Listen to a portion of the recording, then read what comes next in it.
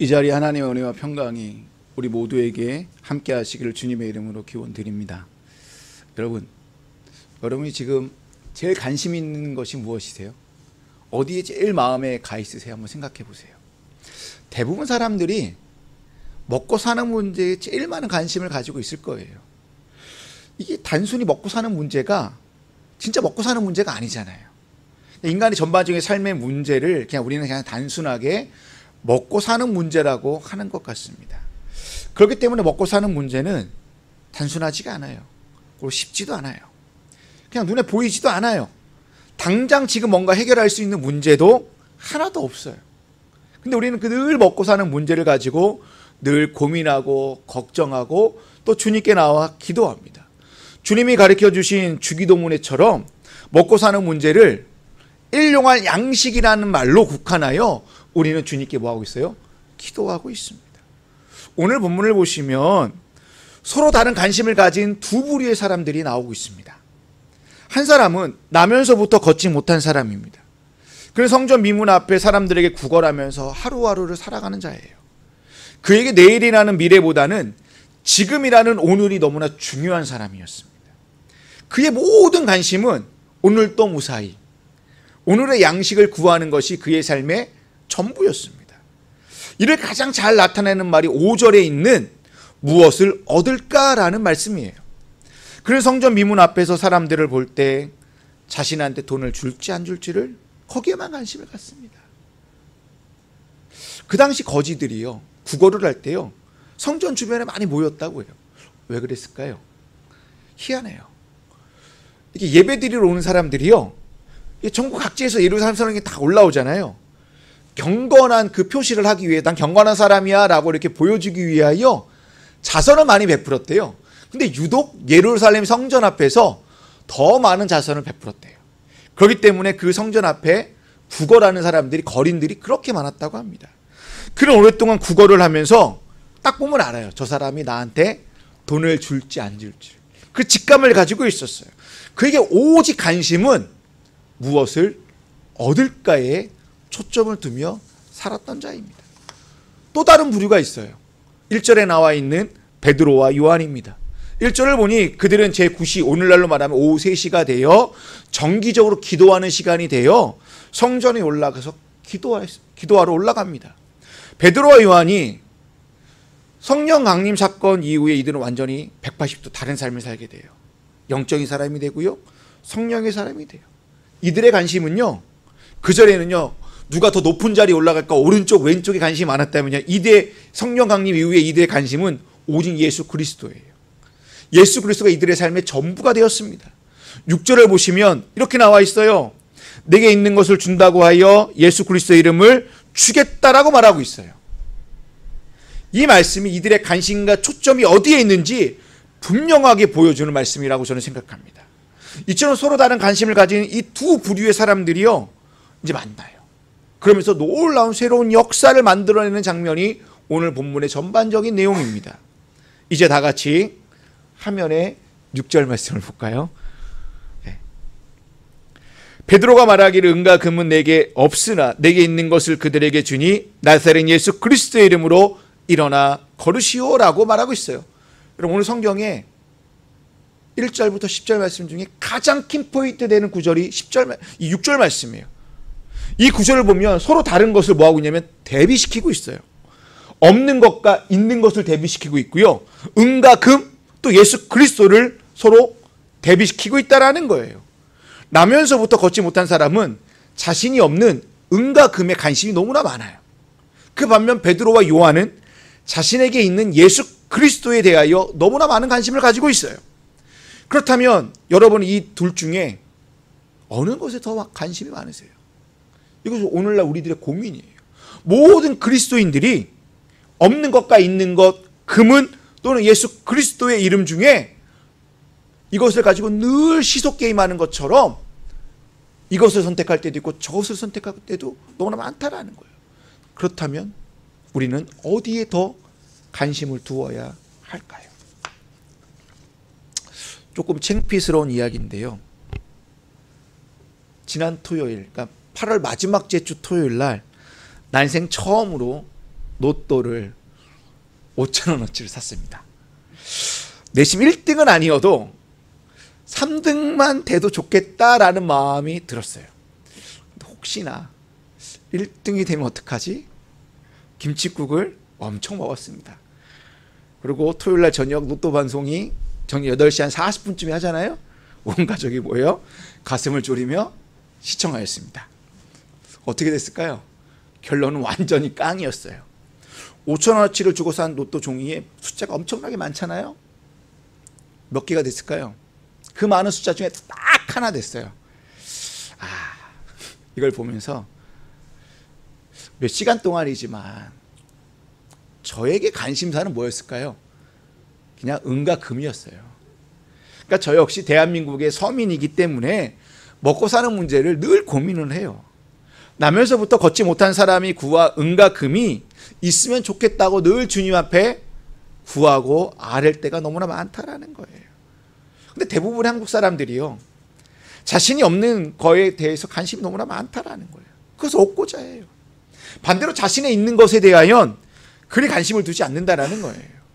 우리 역시 은과 금에 대하여 많이 없어요. 근데 베드로와 요한이 가지고 있는 예수 그리스도의 이름을 우리가 가지고 있잖아요. 근데 우리는 그 이름에 대하여, 그 이름의 능력에 대하여 알고 있지만 그 이름을 가지고 구하기도 하고 그 이름을 가진 자들이 예수 그리스도인들이라고 말하지만 우리는 그 이름에 대하여 삶 속에서 깊은 공감을 하지 못하고 있다는 거예요. 그냥 살아간다는 거예요.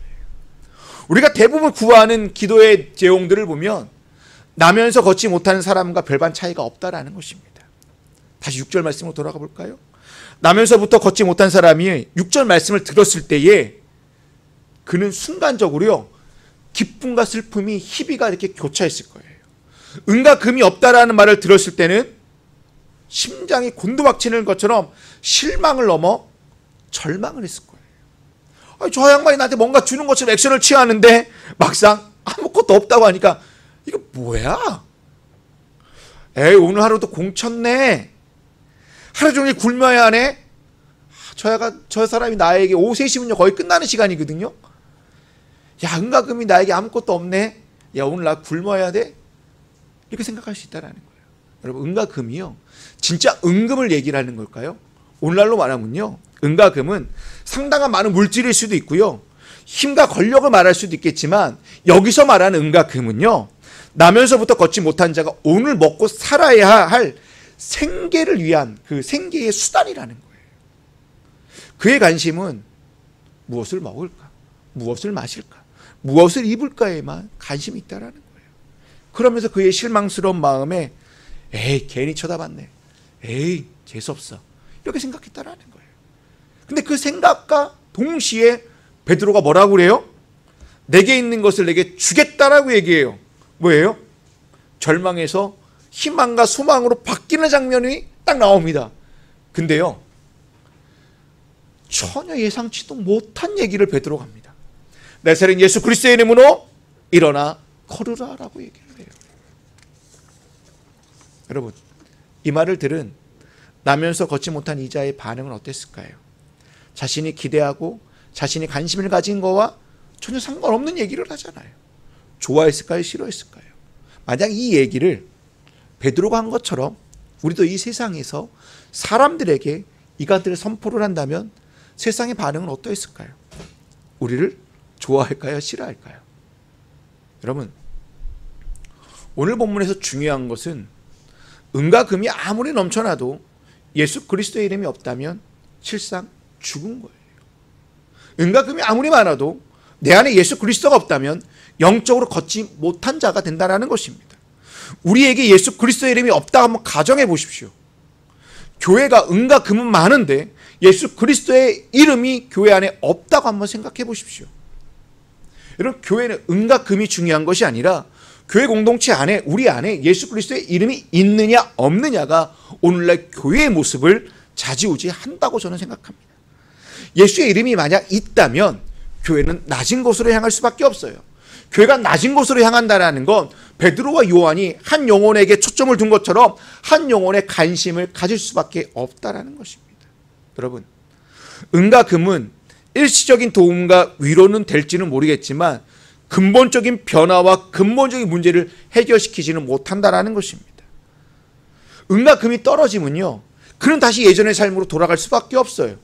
다시 성전 미문 앞으로 나와 다시 사람들에게 한 푼 줍시오라고 구걸하는 인생으로 돌아가게 돼요. 그럼 어떻게 됩니까?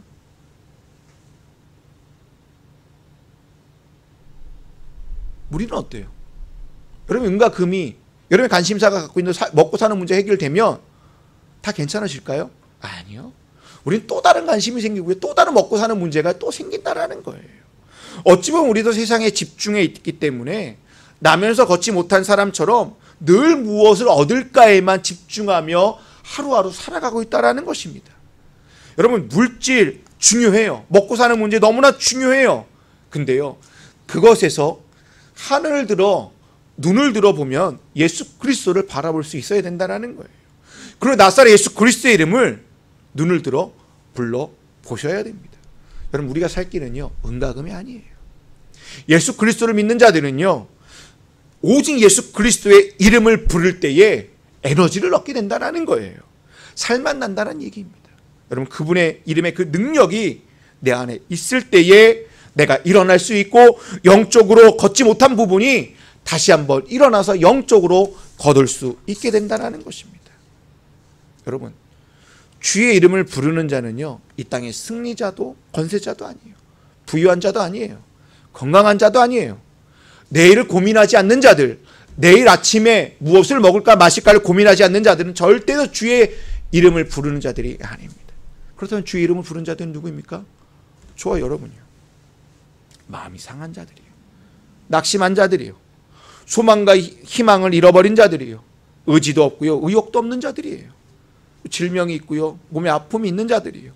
영적으로 나태한 자들이요, 무기력한 자들이요. 그리고 또 진짜로 가난하고 연약한 자들이요. 자신의 이름으로 땅 한 평도 없는 자들이 주의 이름을 부르는 자들입니다. 또는 영적으로 말하면 사탄의 종로로 타여 제약 속에서 늘 탄식하면서 하나님, 저는 지렁이 같은 자입니다. 저는 진짜 주님 앞에 쓰기에 부끄러운 자들입니다 라는 자들이 주의 이름을 부르는 자들이라는 거예요. 내가 예수를 믿는데 구원의 확신이 없는 자들이 주의 이름을 부르는 자들이고요, 오늘 또 일자리를 찾고 헤매는 자들이 주의 이름을 부르는 자들이라는 거예요. 그리고 우리의 자녀들을 보면서, 주님, 우리의 자녀를 내가 어떻게 주님 앞에서 제대로 키워야 될지 고민하며 기도하는 자들이 오늘날 주의 이름을 부르는 자들이라는 거예요. 그리고 우리 아들, 딸들은요, 자신의 진로를 고민하고 있고요, 미래를 고민하고 있는 주의 자녀들이, 우리 아들, 딸들이 바로 주의 이름을 부르는 자들이라는 거예요. 그들이 주의 이름을 부르며 외칠 때에 놀라운 역사가 일어나는 줄로 믿습니다. 오늘 또 이 나사렛 예수 그리스도의 이름을 나사렛 나면서부터 평생 걷지 못한 그에게 주었을 때 40평생 동안 한 번도 걷지 못했던 자가 걷게 되고요, 영적으로 해방되게 되고요, 자유와 기쁨을 얻게 되었다라는 거예요. 남을 의존하면서 살았던 자가 이제는 주체적으로 독립적인 인생으로 바뀌게 되었다라는 거예요. 그게 8절에 있는 말씀입니다. 화면을 보실까요? 벌떡 일어나서 걸었다. 그는 걷기도 하고 뛰기도 하며 하나님을 찬양하면서 그들과 함께 성전으로 들어갔다라고 말씀하고 있습니다. 평생 성전 밖에서 찬양 소리와 말씀 소리만 듣던 그 자가 이제 예수 그리스도의 이름을 갖게 되어 걷게 되었을 때 성전 안에 들어가서 함께 찬양하는 자로 바뀌게 되었다는 거예요. 이게 예수 그리스도의 이름의 권세라는 것입니다. 찬양사역자로 유명한 김도연 씨의 예수라는 곡이 있습니다. 가사를 보시게 되면 1절, 2절 이렇게 나눠져 있는데요, 이 시간에 2절 가사만 한 1분 정도 돼요. 찬양을 한번 들어볼까요? 누구와 금 내게 없으나 나 가진 건 너에게 주니 능력의 이름 예수라 그 이름을 붙드시오 그 이름을 믿는 자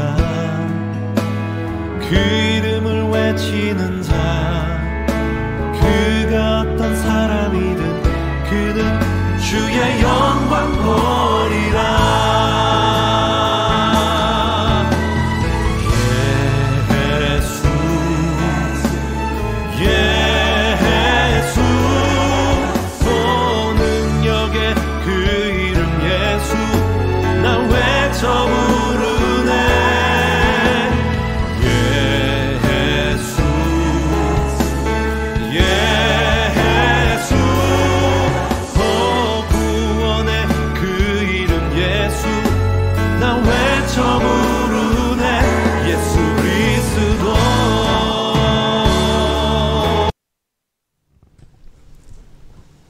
이와 같이 나사렛 예수 그리스도의 이름으로 일어나 걸으라 명령한 뒤 베드로가 어떻게 합니까? 그의 오른손을 잡아서 일으킵니다. 마치 옛날 예수님이 12살 된 해당장 야이로의 딸이 죽었을 때에 아이의 손을 잡고 달리다 급하면서 소녀야 일어나라고 명령하신 그대로 베드로도 했다라는 거예요.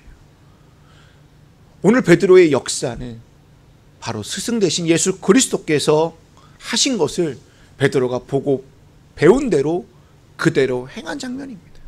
거기에 예수 그리스도의 이름만을 더 붙여서 일어나 걸으라고 하니 놀라운 역사가 일어났습니다. 우리 삶 속에서도 주의 이름을 외칠 때 놀라운 역사가 일어날 줄로 믿습니다. 오늘 본문 말씀을 보시게 되면 조금 또 세밀하게 보면 예수의 이름을 부르기 전에 베드로와 요한 그리고 이 나면서 걷지 못한 이 자와의 세 단계가 있었다라는 것을 알 수 있습니다. 주의 이름을 말하기 전까지 세 단계가 있었는데요. 그 세 단계가 있었기 때문에 주의 이름을 부를 때에 더 놀라운 능력이 나타나게 되었고 회복의 역사가 일어나게 되었다라는 것입니다. 그 중에 첫 번째 단계가 바로 멈추어 섰다라는 거예요. 베드로와 요한도 성전에 기도하러 올라가기 전에 뭐예요? 그 자를 보고 멈추어 섰습니다. 우리가 잘 아는 누가복음 10장에 보면 선한 사마리아의 비유가 나옵니다. 거기에 제사장과 레위인들은 강도만난 사람을 보고도 멈춰서지 않고 그냥 갔습니다. 근데 사마리아 사람만이 그 앞에 멈추어 서서 그를 바라보았다라는 거예요. 그럼 멈춰 서야 예수 그리스도의 이름의 능력을 나타낼 수 있다라는 거예요. 우리가 멈춰 서지 못한다면 어떤 누구에게도 예수 그리스도의 능력을 나타낼 수 없다라는 것입니다. 두 번째 단계는 무엇입니까? 그를 바라보고 그의 말을 들었다라는 것입니다. 베드로와 요한은 나면서부터 걷지 못한 자를 풍경처럼 대하지 않고요, 이웃으로 대했다라는 거예요. 많은 사람들은요, 그를 거린으로 저 사람 성전 안에 들어오지 못하는 사람이야 라고 터부시했어요. 근데 베드로와 요한은 그를 위험한 사람도 더러운 사람도 아니고 그냥 몸이 불편한 주의 자녀로 보았다라는 거예요. 그러면 서로의 눈길을 마주 대하실 때에 이 두 사도는 그에게 필요한 것이 무엇인지 정확하게 알았다라는 거예요. 세 번째 단계는 뭐예요? 접촉하는 단계예요. 만졌다라는 거예요. 나사렛 예수 그리스도의 이름으로 일어나 걸어나간 뒤 베드로는 뭐예요? 그의 오른손을 잡아 일으켜 세웁니다. 여러분, 이렇게 접촉하는 것이 너무나 중요하다는 거예요. 왜 그럴까요? 베드로가 본 거예요. 왜냐하면 예수님이 날 때부터 앞을 보지 못한 사람의 눈을요, 어루만져서 눈을 고쳐주셨어요. 열병에 시달린 베드로의 장모를, 자기의 장모를 뭐예요? 붙잡아 일으켜 세우신 것을 목격하였어요. 죽음의 깊은 잠에 빠진 야이로의 딸을요, 잡아 일으켜서 살리셨습니다. 나병 환자, 한세병자를 몸에 손을 대어 고쳐준 것을 베드로가 봤다라는 거예요. 이와 같이 터치, 만졌다라는 것은요, 사람과 사람 사이에 신뢰가 형성되었다라는 거예요. 근데요, 간혹 우리가 병원이나 장애인 시설 방문하면요, 사람들이 환자를 보거나 장애인의 몸에 손을 대는 것을 약간 꺼리는 사람들이 있어요. 한 꽤 오래된 전인데요, 예전에 사역했던 교회에서 소록도에 간 적이 있습니다. 여러분, 소록도에 가면 이 통제 구역이 있어요. 뭐라고 한세병자들만 이렇게 쫙 모아놓습니다. 저희는 이제 정기적으로 교회가 가기 때문에 그때 갔는데, 거기에 뭐 예전으로 말하면 뭐예요? 문득병자들이잖아요. 사람들이 다 꺼려 했잖아요. 그렇죠? 저 사람들이 뭐 아이들을 뭐 잡아간다, 뭐 저들이 만드는 음식에 뭐든 뭐 손가락도 있고 뭐도 있고, 그래서 사람들이 다 터부시하고 막 멀리했단 말이에요. 그래서 소록도에 다 모아서 그냥 한센인들만 살 수 있도록 만들어 놓았단 말이죠. 거기에 이제 봉사하러 가면서 저도 약간 태어나서 처음 보잖아요. 두려움을 가지고 갔습니다. 긴장도 했어요. 근데 그들과 함께 이제 예배도 하고 이제 말씀도 전하고 기도도 하면서 함께 이제 봉사도 하게 돼요. 시간이 이제 몇 시간이 지나면서 자연스럽게 뭐예요? 대화도 하고 그들이 만들어준 다가와 간식을 먹으면서 재미있게 보내다가 집에 가는 길에 뭐예요? 손가락이 없거든요. 없는 거에 이렇게 만지기도 하고요. 눈썹도 없고 잘 보이지도 않아요. 걷지도 잘 못해요. 어떤 분은. 그분들과 다 일일이 뭐예요? 이렇게 포옹하면서 감사합니다. 뭐예요? 제가 그 사람 때문에 제가 은혜 받고 왔어요. 그러니까 처음에는 그 사람을 제가 꺼리고 약간 두려운 마음으로 갔는데 시간이 지나면서 이 한세병자도 저와 똑같은 사람이고 하나님이 만들어 온 하나님의 형상이라는 걸 알게 되니까요. 아무렇지도 않게 만지고 포옹하게 되고요. 거기서요. 그들보다 제가 더 은혜를 받고 왔어요. 이처럼 뭐예요? 내가 멈추고 바라보고 말을 듣고 터치를 통하여 예수 그리스도의 이름이 참 능력이 나타나게 됐다라는 거예요. 오늘 우리도 세상 사람들 앞에서요. 먹고 살고 자 너무 고민하는 자들에게 다가가서 이 3단계를 해보세요. 멈춰 서 보시고요. 그들의 이야기를 들어보기 위하여 바라보시고요. 만져보십시오. 그리고 예수 그리스도의 이름으로 그들에게서 선포해 보십시오. 모든 문제가 해결될 줄로 믿습니다. 여러분, 우리에게 은과 금은 없지만 이보다 더 의미 있고 더 가치 있는 예수 그리스도의 이름이 우리에게 있습니다. 그 이름만 있다면 아무런 걱정과 두려움이 없습니다. 그 이름을 가지고 세상에 나가 담대하게 예수 그리스도의 이름을 자신 있게 외쳐 불러보시기 바랍니다. 이번 주 주말에 추석입니다. 가족과 친지들을 이제 오랜만에 다 만나는 자리일 텐데요. 그 자리에서 예수 그리스도의 이름을 그냥 주세요. 한 번이라도 그들에게 예수 그리스도의 이름을 한번 말해 보십시오. 그러면 그곳에 놀라운 그 이름의 권세와 능력이 드러내는 놀라운 축복의 자리가 될 줄로 믿습니다. 기도하시겠습니다.